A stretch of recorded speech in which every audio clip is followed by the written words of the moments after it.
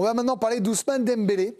On va regarder des stats avec Raph pour se mettre dans l'ambiance. Oui, alors ce qu'il y a de positif quand même, parce qu'il n'avait jamais marqué un but en Coupe du Monde, faut-il le rappeler, il est actuellement le 6e meilleur buteur de la compétition, 5 buts à égalité avec Oyarzabal, donc il a trouvé le chemin des filets, bravo à lui. Mais on reste sur ce dernier match, cette demi-finale face à l'Espagne où ça a été très compliqué pour lui. 17 ballons perdus, seulement 47 ballons touchés et cette note de 2 sur 10. Giovanni Castaldi qui est avec nous. Giovanni, depuis les États-Unis, vous devez être encore à Boston, là, dans le fief français, avant de partir sur Miami, j'imagine. Dembélé, il a réussi ou il a raté son mondial? Parce que les stats sont belles, le parcours finalement est pas mal, déceptif, mais pas mal. Mais en même temps, il n'a pas été bon comme d'autres en demi quand ça comptait. Mais il a le quart, lui.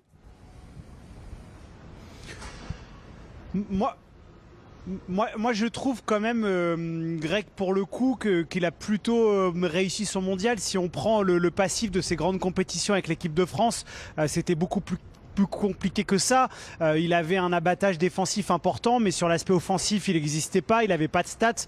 Là, il a eu des statistiques. Dans le match face au Maroc, en quart de finale, il marque ce but. Je trouve que sur le match face à l'Espagne, et même si ça a déplu à certains de ses partenaires, lui au moins, alors parfois esselé, a essayé de presser. Voilà, sur les 3 superstars de l'équipe de France, celui qui m'a le plus déçu, notamment après le match face à la Suède, c'est face au Paraguay, face au Maroc et encore plus face à l'Espagne, c'est Michael Olise. Là où la superstar Mbappé a été étincelant et Ousmane Dembélé a tenu son rang de lieutenant. Donc voilà, je trouve que c'est un peu injuste et disproportionné les critiques envers le numéro 7. Ouais, Giovanni en parlait, ce pressing donc opéré parfois un peu seul par Ousmane Dembélé, eh bien ça a causé un coup de gueule. En tout cas, il a tenté de remobiliser à la mi-temps ses coéquipiers. Voilà, il a pointé le manque de coordination sur le pressing français.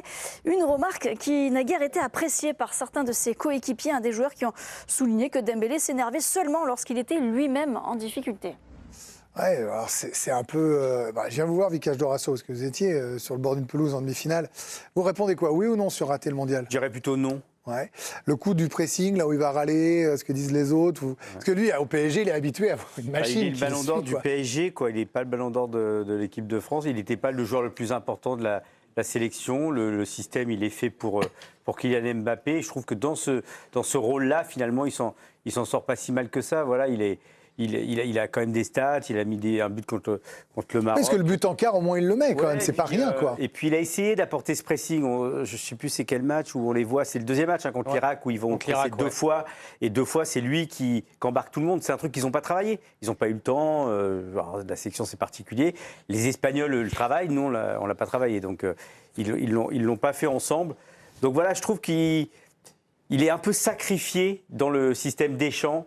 Et c'est pour Olise et Mbappé, d'une certaine manière, il était à droite. C'est pas du tout ce qui vit avec le Paris Saint-Germain. Mais à quelque part, sur certains critères, il a été le plus efficace des joueurs de l'équipe de France. Il a moins tiré que les autres attaquants, que Kylian Mbappé par exemple, mais ça a été le plus efficace. 28% de ses tirs ont été convertis en buts, donc les 5 buts qu'il a marqués, c'est le meilleur ratio des joueurs français. Donc ça veut bien dire que quand même, quand il a frappé, il s'est passé quelque chose. Et vous parliez des pressings, Vikash, c'est le joueur qui a exercé le plus de pressing dans cette Coupe du Monde côté français. 238 pressings exercés. Il a montré la voie quand il fallait aller faire les pressings. Et puis c'est pas rien de mettre un triplé dans un match de Coupe du Monde. Pardon, il l'a fait, alors certes contre les remplaçants norvégiens, mais il met un triplé en Coupe du Monde et ça restera dans son esprit malgré tout un moment unique. 5 buts dans un mondial, il y en a d'autres dans d'autres Coupes du Monde qui ont été pratiquement meilleurs buteurs avec ce nombre de Harry Kane, 6 en 2018. Voilà, exactement. Là, c'est parce qu'il y a 2-3 joueurs qui sont stratosphériques sur ce mondial, mais voilà, il a effectivement 2 passes décisives. Il a une implication tellement importante défensive. Vikash le disait très justement. Sacrifié pour que d'autres soient dans En fait, ça marche moins bien quand Olise est pas bon. On a mal pour lui parce que Olise n'a pas pris la relève, quoi. Et il faudra se poser la question de l'après maintenant en équipe de France pour lui, parce qu'il a d'autres joueurs. Olise est très jeune, Mbappé est encore jeune aussi. Lui, il est un tout petit peu plus âgé que Mbappé. Que fera le prochain sélectionneur qui, a priori, devrait s'appeler ZZ Quel système il choisira? Est-ce qu'il le mettra dans les mêmes conditions qu'au Paris Saint-Germain? Est-ce qu'il changera tout ça? ça va être un sacré défi pour le prochain sélectionneur, d'essayer de mettre dans de meilleures conditions un joueur comme Dembélé, qui effectivement a été malgré tout sacrifié offensivement lors de ce mondial. Vous voulez rajouter un mot ? Ouais, des chances sur la fin de match. On l'a vu, finale de Coupe du Monde, bouger, tenter des choses. Pourquoi pas, sur ce coup-là, le remettre dans l'axe, mettre Mbappé à gauche et Élysée à droite, par exemple. Charlotte, en fait, vous êtes déçue parce qu'il est le Ballon d'Or. Et que le Ballon d'Or, il doit réussir sa Coupe du Monde en tant que meilleur joueur du monde. On a d'autres exigences auprès de lui. C'est un joueur fantastique au PSG, en sélection. En fait, on attendait qu'il fasse un petit peu mieux et en fait, on avait une petite exigence par rapport à lui. Mais là, maintenant, il est Ballon d'Or, en fait. Donc, je trouve que je rejoins un peu tout le monde. Il n'a pas été dans les meilleures conditions. On rappelle que normalement, c'était ce numéro 10 qu'il avait essayé Didier Deschamps de temps en temps, mais ça ne marchait pas forcément. Mais moi, j'avais dit dès le début de la compétition que ce n'était pas ce format-là qu'il fallait jouer. Il fallait mettre Mbappé à gauche, il fallait mettre Dembélé dans les meilleures dispositions devant. Après, quand on voit la Coupe du Monde de Mbappé et lui dire qu'il ne joue pas devant, c'est dur quand même. Non, mais Mbappé, je pense qu'il aurait marqué autant de buts en jouant dans ce dispositif-là. Donc je trouve que il a raté sa Coupe du Monde pour moi parce que quand tu es Ballon d'Or et que tu survoles ton championnat dans ton équipe, même s'il a eu pas mal de blessures au mollet, je pense que ça l'a vraiment cassé dans son rythme. Il a fait une bonne deuxième partie de saison au PSG, mais pas une saison complète. Donc c'est vrai que ça peut le trotter. Finalement, ça a été un échec pour lui de basculer de numéro 10 à droite. Ça montre qu'il n'a été pas efficace. Il met un triplé, il met 5 buts à ce poste-là, il met 2 passes, il marque en quart. Quand tu te dis que finalement, j'ai pas fait le job, j'étais transparent, donc on me met dans un autre poste. En vrai, c'est pas le seul. En première mi-temps contre le Sénégal, ils étaient tous nuls. Mais bien sûr, mais lui encore plus, il a encore une fois le statut grec de Ballon d'Or. Donc en fait, tu peux pas passer à travers. Pas pour Deschamps. C'est ce que dit Vikash. Il est le Ballon d'Or du PSG. Je cite beaucoup Vikash ces derniers temps. Mais s'il n'est pas Ballon d'Or, le grand sage. Mais Greg, je pense que s'il n'est pas Ballon d'Or, il aurait été mis sur le banc bien plus. Avant d'écouter Olivier Rouillet, Giovanni voulait rajouter, c'est à cause du collectif en fait, pas tellement une performance individuelle. Vous voulez pointer du doigt sur Dembélé ? Vous en volez pas.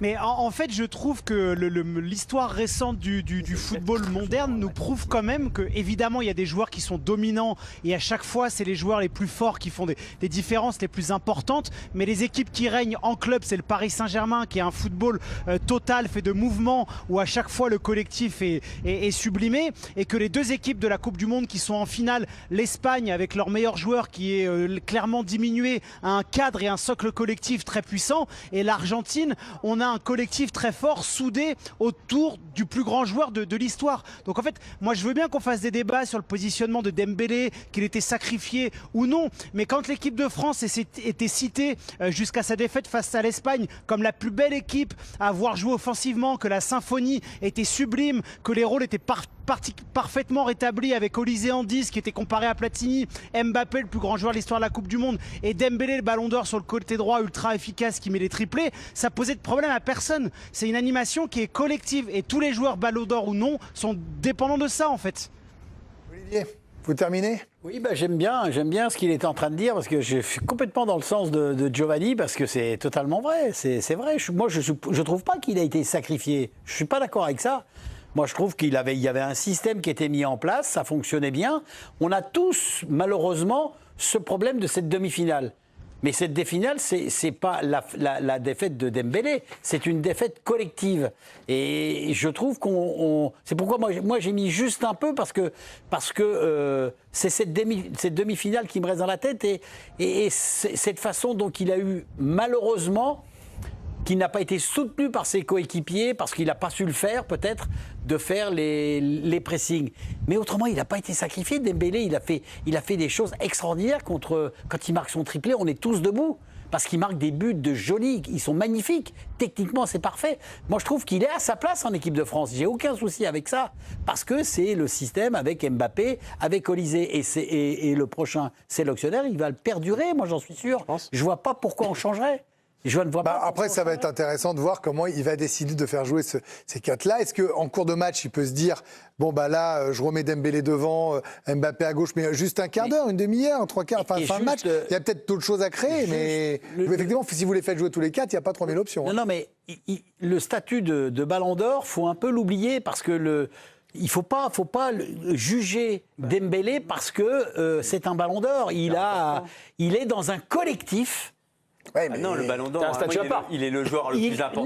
Non, de mais l'équipe. non, Et pas c'est en le équipe cas. de France, Ah tu oui, le mais sais c'est bien. pas le cas, mais c'est- t'es pas en équipe de c'est comme France. étrange. Non, je suis pas Modric, d'accord il est avec le ça. joueur le plus important. Non, Rodri, c'est le joueur faux, très c'est pas important. vrai. Je suis pas d'accord avec ça. Platoche à ton époque. Platoche. Mais c'est autre chose. Mais Michel, c'était le number one. Donc Dembélé Mais n'est non, pas le il Ballon est- d'Or de l'équipe de France, c'est le Ballon d'Or du PSG. Non, mais c'est pas le number one. Il faut retirer le Ballon d'Or. Arrêtez de penser. Il aurait pu construire l'équipe autour de Dembélé. Mais non, il a mais- choisi Mbappé.